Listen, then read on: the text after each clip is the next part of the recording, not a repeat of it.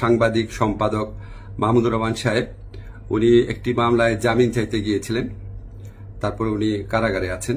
এই ঘটনা সবাইকে, আপনাদের অনেককে দুঃখ দিয়েছে, কাউকে ক্ষুব্ধ করে। আসসালামু আলাইকুম প্রিয় দর্শক, প্রতিদিন রাজনৈতিক, সামাজিক ও অর্থনৈতিক প্রেক্ষাপট নিয়ে বিশ্লেষণধর্মী ভিডিও পেতে আমাদের চ্যানেলটি সাবস্ক্রাইব করে আমাদের পাশেই থাকুন। ভিডিও শেষে গুরুত্বপূর্ণ আলোচনা করা হবে। চলুন সরাসরি ভিডিওতে। আসসালামু আলাইকুম, আশা করি আপনারা সবাই ভালো আছেন। আপনারা সবাই জানেন যে সাংবাদিক সম্পাদক মাহমুদুর রহমান সাহেব উনি একটি মামলায় জামিন চাইতে গিয়েছিলেন, তারপর উনি কারাগারে আছেন। এই ঘটনা সবাইকে, আপনাদের অনেককে দুঃখ দিয়েছে, কাউকে ক্ষুব্ধ করেছে। আপনাদের কাছে মনে হয়েছে যে এরকম একটা ছাত্র জনতার বিপ্লবের পর আসা সরকার, এই সরকারের সময় কেন ফ্যাসিবাদ বিরোধী লড়াইয়ের অন্যতম অগ্রনায়ক মাহমুদুর রহমান ভাই কেন এখানে কারাগারে আছেন। তো আমি আপনাদেরকে একটু ব্যাখ্যা করি বিষয়টা। প্রথমেই বলে রাখি, আমি ওনাকে খুবই শ্রদ্ধা করি। এদেশে শেখ হাসিনার যে ফ্যাসিবাদী শাসন ছিল, সেটার বিরুদ্ধে যে লড়াইটা আমাদের, সেটার সূচনা করেছিলেন, বুদ্ধিবৃত্তিকভাবে তিনি সূচনা করেছিলেন, এবং এই জন্য ওনাকে প্রচন্ড নিপীড়ন, নির্যাতন ভোগ করতে হয়েছে, যেটার সাথে কোনো কিছু তুলনা হয় না আর কি। তো উনাকে একটা অবিশ্বাস্য, একটা চরম ভুয়া মামলায় ওনাকে ফ্যাসিস্ট শেখ হাসিনা সরকার ওনাকে শাস্তি দিয়েছিল। ট্রায়াল ইন অ্যাবসেন্সিয়া হয়েছিল, ওনার অবর্তমানে শাস্তি দিয়েছিল। অবিশ্বাস্য মামলা একটা, এবং এই মামলার মেরিট নিয়েও প্রশ্ন তোলা যেতে পারে, কিন্তু এই বিচার কার্যটা সম্পন্ন হয়ে গিয়েছিল এবং ওনাকে শাস্তি দেওয়া অলরেডি হয়ে গিয়েছিল। তো উনি যখন এখানে আপনার বাংলাদেশে আসলেন, আসার আগে কিছুদিন আগে ওনার স্ত্রী, আমাদের শ্রদ্ধেয় ভাবি, ওনার বিরুদ্ধেও একটা অত্যন্ত অগ্রহণযোগ্য ভিত্তিহীন মামলা করা হয়েছিল। তো উনি সেই মামলাতে সাজা স্থগিত করে আপিল করার জন্য আবেদন করেছিলেন। এই আবেদন কিন্তু আইন মন্ত্রণালয় অর্থাৎ আমার কাছে আসে না, এটা যায় স্বরাষ্ট্র মন্ত্রণালয়ের কাছে। স্বরাষ্ট্র মন্ত্রণালয় যখন আমাদের অভিমত চেয়েছে, আমরা ইতিবাচকভাবে এটা দেখার জন্য জোর সুপারিশ করেছি। আমাদের এই সুপারিশের ভিত্তিতে মাহমুদুর রহমান ভাইয়ের স্ত্রীর সাজা স্থগিত করে ওনাকে আপিল করার সুযোগ দেওয়া হয়।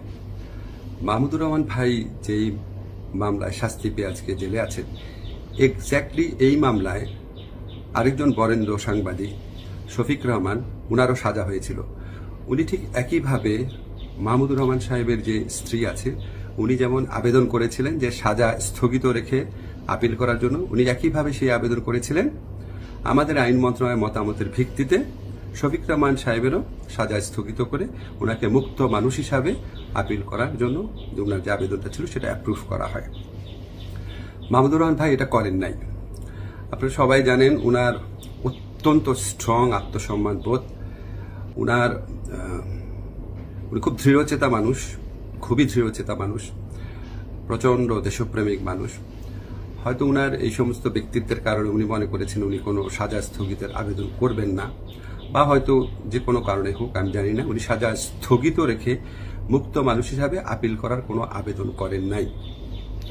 ফলে এটা করার কোনো রকম স্কোপ কোনো মন্ত্রণালয়ের, কোনো সরকারের ছিল না। উনাকে যেই আদালত এই ভুয়া মামলাতে উনাকে শাস্তি দিয়েছিল, উনি সেই আদালতে জামিন চাইতে গেছেন। আমাদের ফৌজদারি কার্যবিধিতে আছে, যদি কোনো আদালত কাউকে 1 বছরের বেশি শাস্তি দেয়, ফৌজদারি মামলা যদি 1 বছরের বেশি শাস্তি দেয়, তাহলে সেই আদালত দোষী সাব্যস্ত ব্যক্তিকে জামিন দিতে পারবে না, জাস্ট পারবে না, কোনো স্কোপ নাই। কিন্তু তার চেয়ে যে বড় আদালত, অর্থাৎ মহানগর দায়রা জজের আদালত, সেখানে যদি পরে আবেদন করা হয়, তাহলে সেই আদালত জামিন দিতে পারবে। মাহমুদুর রহমান ভাইয়ের আইনজীবী যাতে মহানগর দায়রা জজের কোর্টে জামিনের আবেদন করতে পারে, সেই জন্য রায় যেদিন হয়েছে ঠিক সেদিনই অত্যন্ত দ্রুততার সাথে ওনাকে সকল কাগজপত্র, রায় আদেশের কপি সহ পৌঁছে দেওয়া হয়েছে।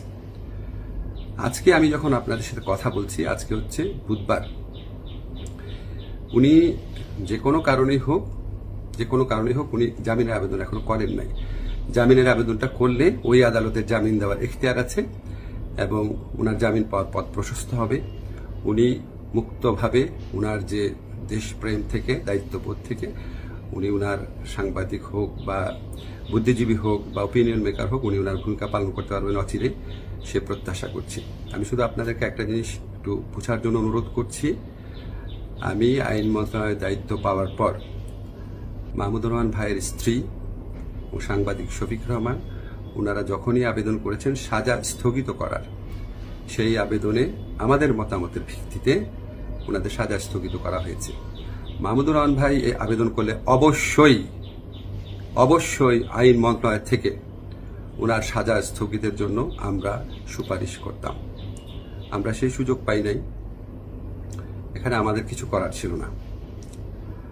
আমরা মনে করি যে মাহমুদুর রহমান ভাই উনি যত তাড়াতাড়ি, আমরা বলতে আমি নিজের কথা বলছি, যত তাড়াতাড়ি মুক্ত হয়ে আমাদের এই দেশ করার যুদ্ধে উনার জায়গা থেকে নেতৃত্ব দিবেন, তত এটা দেশের জন্য মঙ্গলজনক। আমি আশা করব খুব দ্রুত ওনার জামিনের আবেদন করা হবে, যাতে ওনার জামিনের পথ প্রশস্ত হয়। সবাইকে ধন্যবাদ। প্রিয় দর্শক, আপনাদের গুরুত্বপূর্ণ মতামত জানাতে পারেন আমাদের কমেন্ট বক্সে। প্রত্যেকে ভালো থাকবেন। আল্লাহ হাফেজ।